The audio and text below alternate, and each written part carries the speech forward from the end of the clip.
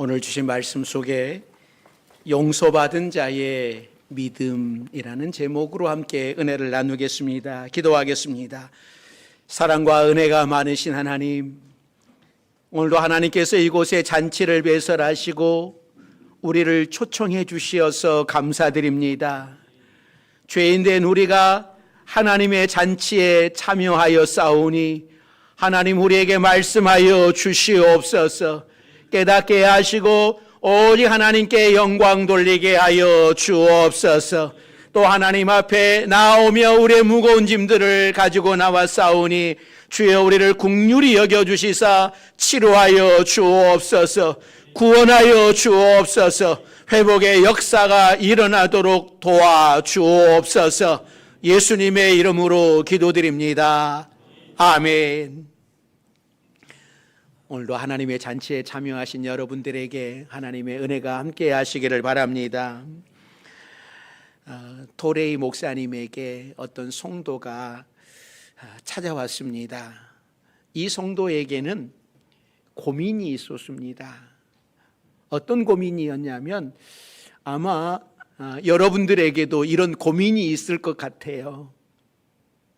여러분들에게도 이 성도와 같은 고민이 있을 터인데, 이 성도가 목사님, 제가 아무리 예배를 참여해도 또 집회에 참여를 해도 또 열심히 기도를 해도 하나님의 은혜가 실감나지 않습니다. 목사님 어떻게 해야 됩니까? 여러분들은 하나님의 은혜가 실감납니까?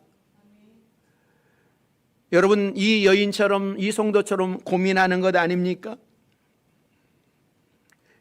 그래서 이 말을 들은 이 도레이 목사님이 이 성도에게 이런 이야기를 합니다. 성도님, 하나님께 나 자신을 보게 해달라고 기도하십시오. 나 자신이 보여지게 해달라고 기도하십시오.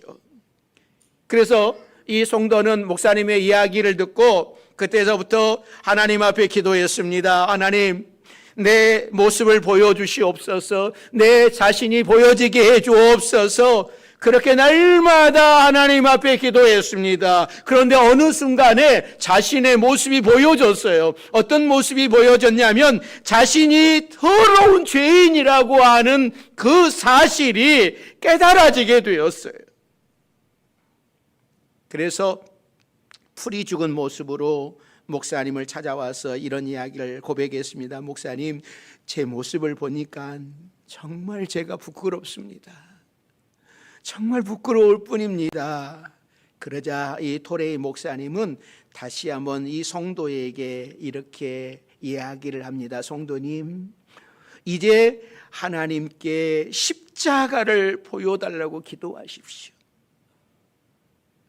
그래서 이 성도는 목사님의 말대로 하나님 십자가의 참된 의미를 깨닫게 해주옵소서. 날마다 하나님 앞에 기도했습니다. 그렇게 간절히 기도하는 중에 십자가의 피로서 자신의 죄를 씻어주시는 예수님의 은혜, 예수님의 용서를 깨닫게 되었습니다. 이 성도는 하나님 앞에 자신이 죄인의 모습에 회개를 하고 그 놀라운 용서의 은혜를 체험을 하고서 그때서부터 하나님의 모든 것들이 다 은혜였음을, 모든 것이 하나님의 은혜였습니다 라고 고백을 하면서 그가 기쁜 마음으로 신앙생활을 하게 되었다고 합니다. 우리 파주명성교회 여러분들은 이런 은혜 가운데 신앙생활을 하고 계십니까? 아니면 이 여인처럼 교회 와서 아무리 예배를 드려도 잘 모르겠고 저 십자가를 봐도 저 십자가가 나와 무슨 상관이 있는가? 혹시 그런 마음이 드시걸라 이 성도처럼 주님, 나 자신이 보여지게 해 주시옵소서. 십자가가 보여지게 해 주시옵소서라고 기도하며 살아가는 여러분들이 되시기를 바랍니다. 이 세상의 모든 사람들은 다 죄인입니다. 그것을 깨닫는 자는 하나님 앞에서 은혜를 누리는 것이고, 그것을 깨닫지 못하는 자는 은혜를 누릴 수가 없습니다. 하나님의 은혜를 체험하려고 하면 이 두 가지가 발견되어야 되는 겁니다. 죄인인 나 자신의 모습과 십자가에 달리신 예수님의 모습이 깨달아야지만 신앙생활을 잘할 수 있어요. 하나님 앞에서는, 주님 앞에서는 아무리 흉악한 죄인이라 할지라도 자신이 죄인임을 깨닫고 하나님 앞에 엎드리면 하나님께서는 예수 그리스도의 피를 통해서 의롭다라고 인정을 해 주십니다. 그러나 자신의 의를 내세우면서 하나님 앞에 엎드릴 줄 모르는 사람은 용서받을 기회를 놓치고 마는 것입니다. 오늘 성경 본문에는 예수님의 사제 선포가 나옵니다.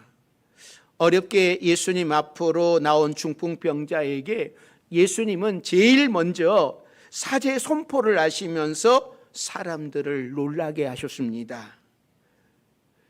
여러분, 이 본문, 이 말씀이 생각나시길런지 모르겠습니다. 제가 24년도를 마무리하면서 치유하는 교회라고 하는 설교 제목으로 마가복음에 있는 이 본문을 가지고 설교를 했습니다.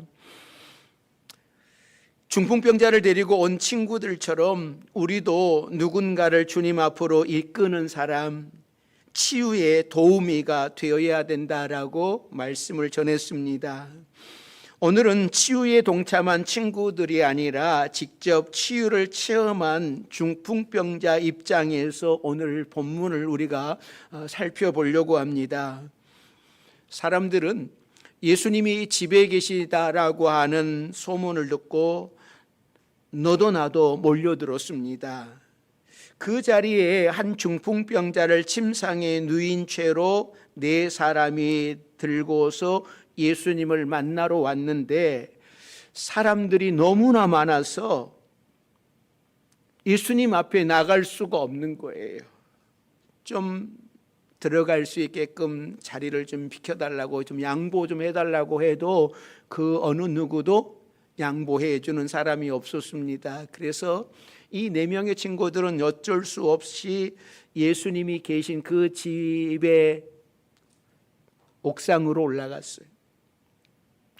그리고 지금은 콘크리트로 다 쳐져 있지만 그 당시에는 흙이나 나무였습니다. 그래서 그 나무들을 걷어내고 흙을 걷어내고 그 침상을 예수님께 달아내렸어요.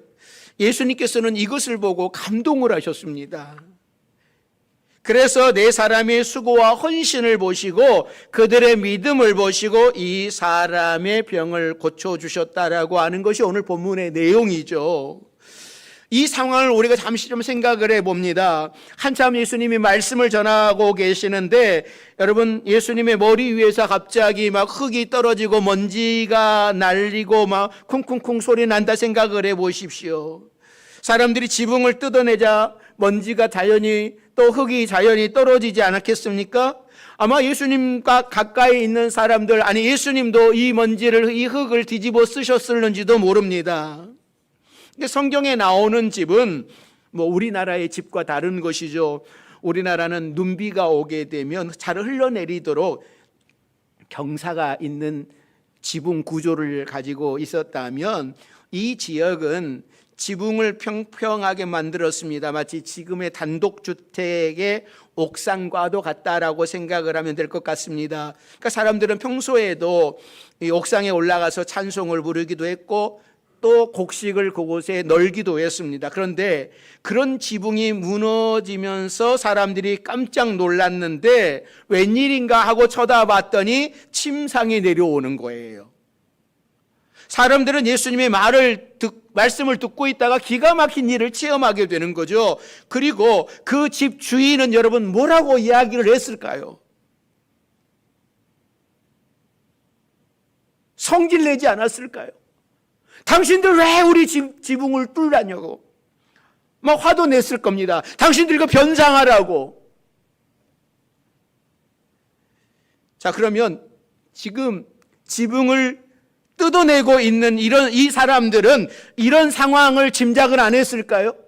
이 지붕을 뚫으면 어떤 일들이 일어날는지 생각 없이 지붕을 뚫었을까요? 분명한 것은 수리비도 내놔야 됐을 것이고, 또 비난받는 것도 감수해야 됐을 것이고, 방으로 흙먼지가 쏟아져 내리고 있는 상황을 보면 많은 사람들로부터 저 미쳤다라고 하는 그런 이야기를 들을 수도 있었을 겁니다. 그럼에도 불구하고 이들에게는 간절함이 있었어요. 이 사람을 꼭 낫게 해야 된다라고, 이 사람을 우리 주님께 꼭 내려보내야 된다라고 하는 간절함이 있었어요. 그래서 그 누구도 생각하지 못할 기상천외한 방법으로 예수님께 이 환자를 내려보낼 수 있었습니다. 사랑하는 성도 여러분, 여러분들은 오늘 성전에 오시면서 이런 간절함을 가지고 오셨어요. 내가 하나님이 기뻐하시는 온전한 예배를 드리리라고 하는 그런 간절함을 가지고 오셨습니까? 간절함이 있는 곳에 주님이 감동하시는 거예요. 이 사람들이 오면서 아유, 왜 이렇게 사람이 많아? 저도 종종 이렇게 식사를 하러 가잖아요. 그러면 줄이 쫙 서 있어요.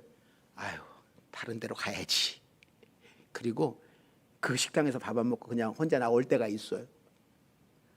근데 그 집 음식을 너무나 좋아하고 간절함이 있는 사람은 1시간이도 2시간이면 줄 서서 먹는 거잖아요. 이 사람들도 이런 생각할 수 있었잖아요. 아유, 뭐 우리 동네 주님이 오셨으니까 좀 사람들이 다 떠나가고 좀 한가하면 우리가 주님 만나지 하고 돌아간 것이 아니었어요. 여러 가지 핑계를 대면서 지금 상황은 안 돼. 어쩔 수가 없어. 주님, 사람이 너무 많아서 들어갈 수도 없어. 비켜주지도 않아. 그러니까 다음에 하자. 다음에 해. 이렇게 물러가지도 않았습니다. 이 사람들은 그럴 겨를이 없었어요. 길을 열어주지 않는다고 불평할 여유가 없었습니다. 어떻게 해서든지 예수님을 만날 수 있는 방법을 찾아 헤맨 겁니다. 핑계를 찾는 자들에게는 핑계거리만 보이지만 방법을 찾는 자들에게는요, 길이 보인다고 했습니다. 결국 그들은 길을 찾아냈어요. 없는 길을 만들어서 예수님께 나갔습니다. 그래서 오늘 본문에 2절 말씀 이렇게 표현하고 있어요. 2절 말씀 같이 읽습니다. 침상에 누운 중풍병자를 사람들이 데리고 오거늘 예수께서 그들의 믿음을 보시고 중풍병자에게 이르시되 작은 자야 안심하라 내 죄 사함을 받았느니라. 예수님은 이들을 보시고 감격을 하셨어요. 여러분, 신앙생활 하시면서 우리 주님께 감동을 드리는 여러분들이 되시기를 바랍니다. 그래서 그들의 믿음을 보시고 중풍병자를 고쳐주셨어요. 예수님 주변에 병자들이 많이 있었지만 당사자의 믿음이 아니라 다른 사람의 믿음을 보고 고쳐주신 적은 별로 없습니다. 뭐 찾는다라고 하면 당사자가 아니라 다른 사람이 믿음을 보고 고쳐주신 사건은 백부장, 그렇죠?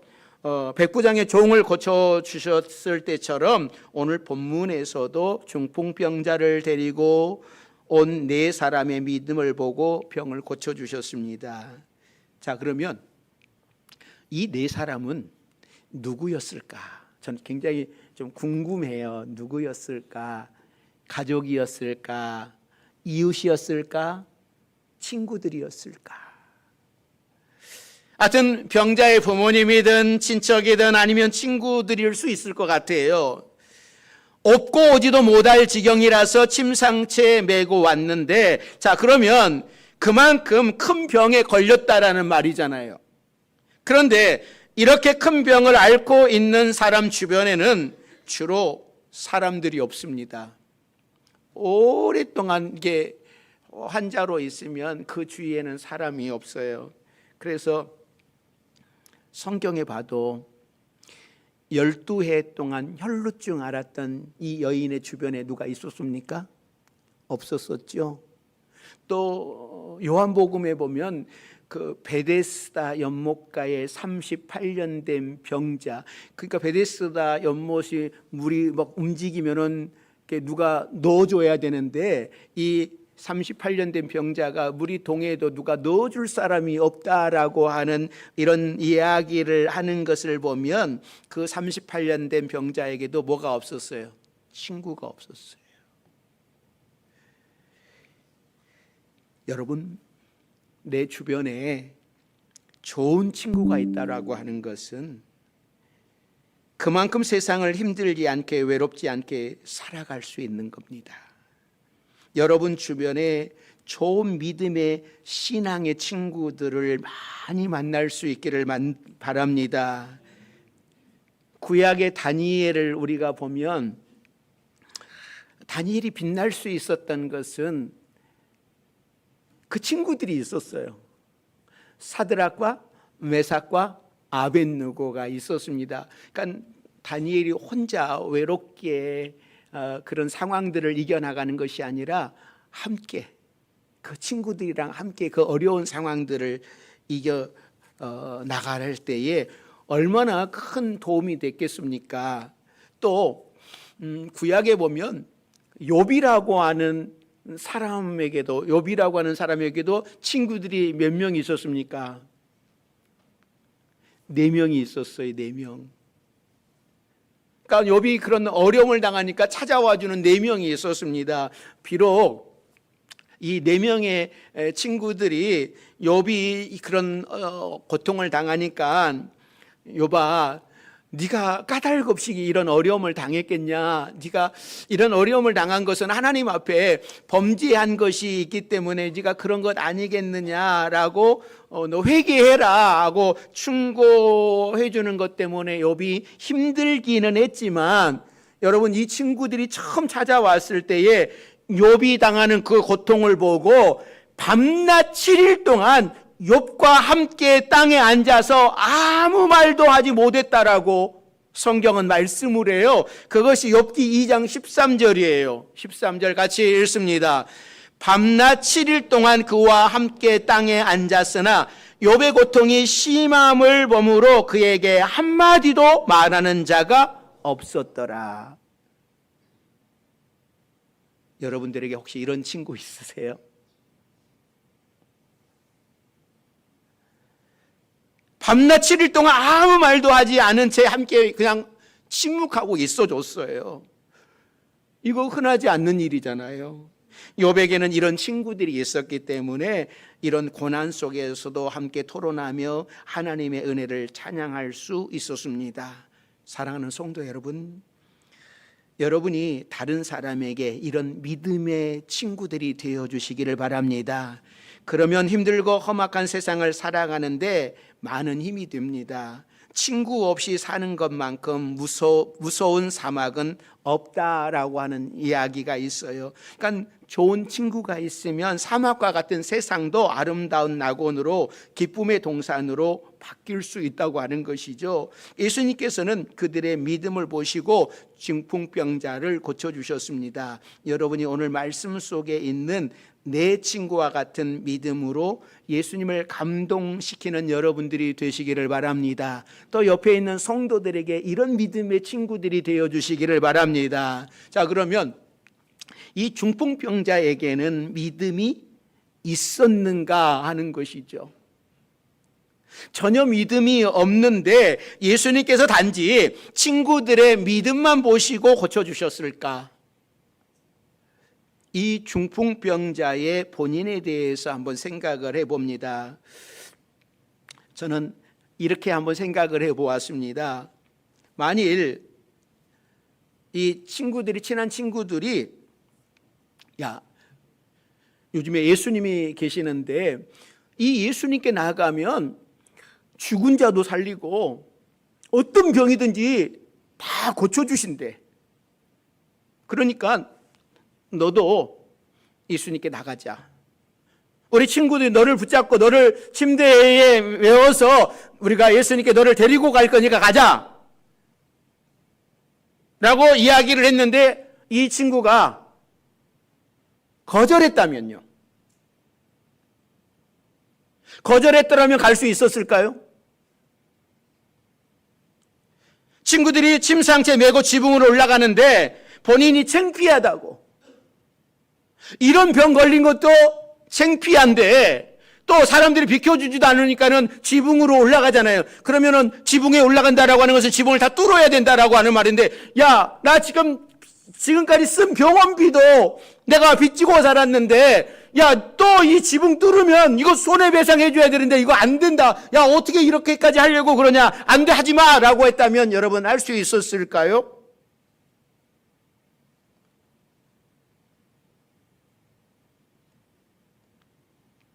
혹시 이 사람이 너무나 중증이어가지고 말도 못할 정도로 심한 병에 걸려서 아무 소리도 못하고 있었을까요? 그러나 온몸이 마비된 사람이라 할지라도 정신은 살아있는 거잖아요.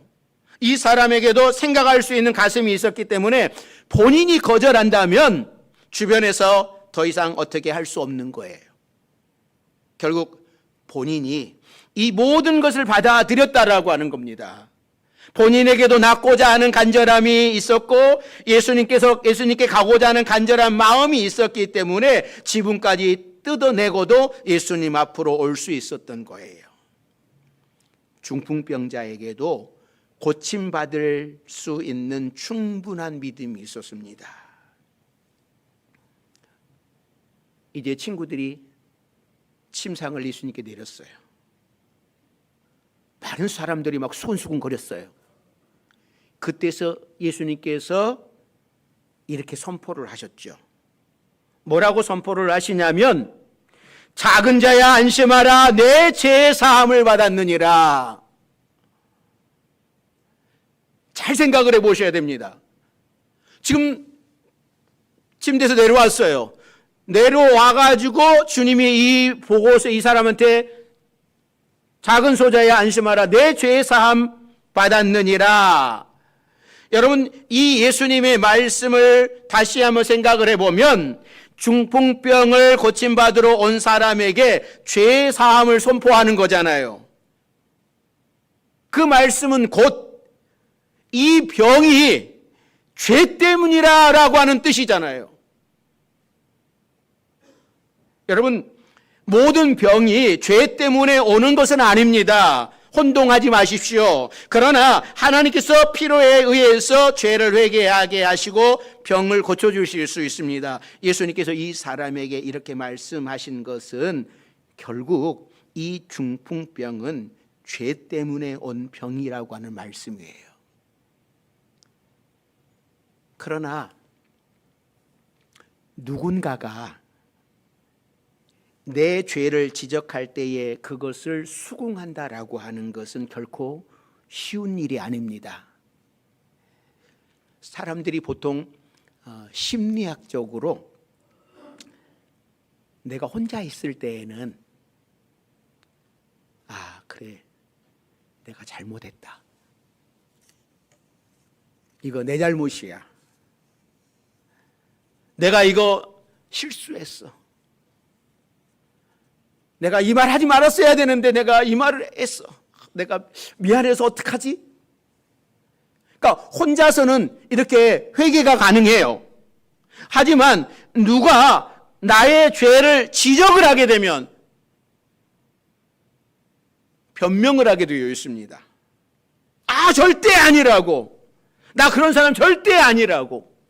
그래서 성경에 보면 다윗과 이 사울의 차이가 하나 나타나게 되는 건데, 나단 선지자가 어느 날 다윗 왕 찾아와가지고 양 비유들면서 당신이 그 사람이야 그랬더니 다윗이 회개하잖아요.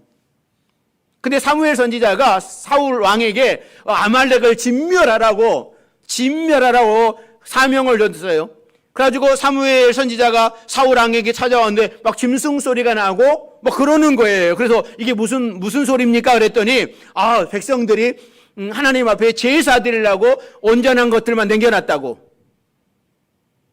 그 이야기 하잖아요.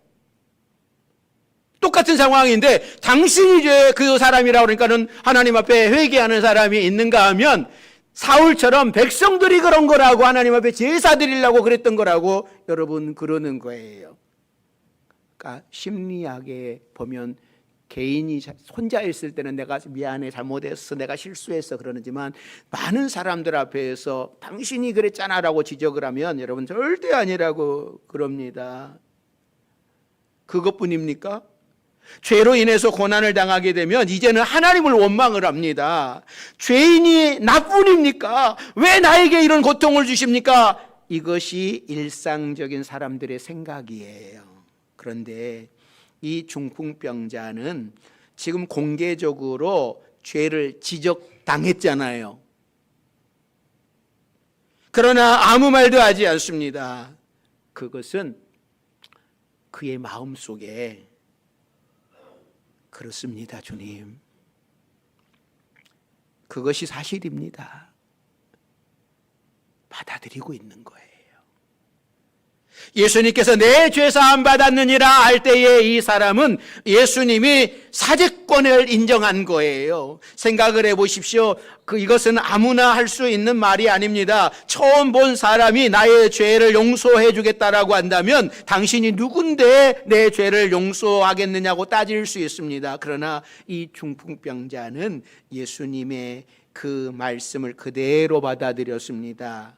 이것은 엄청난 믿음입니다. 오직 하나님만이 죄를 사하실 수 있는데 예수님이 하나님의 아들이심을, 메시아이심을 믿는 거예요.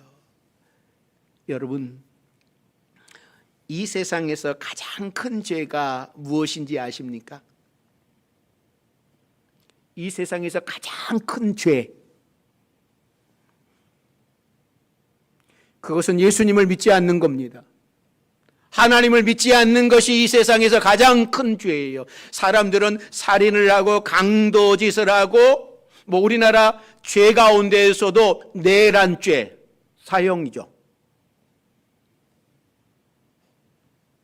그러니까 사람들은 이런 것들을 큰 죄 지었다, 큰 죄라고 이야기하는데 성경은 하나님을 믿지 않는 것, 예수 그리스도를 믿지 않는 것, 이 세상에서 가장 큰 죄라고 말씀을 하시고 있는 겁니다.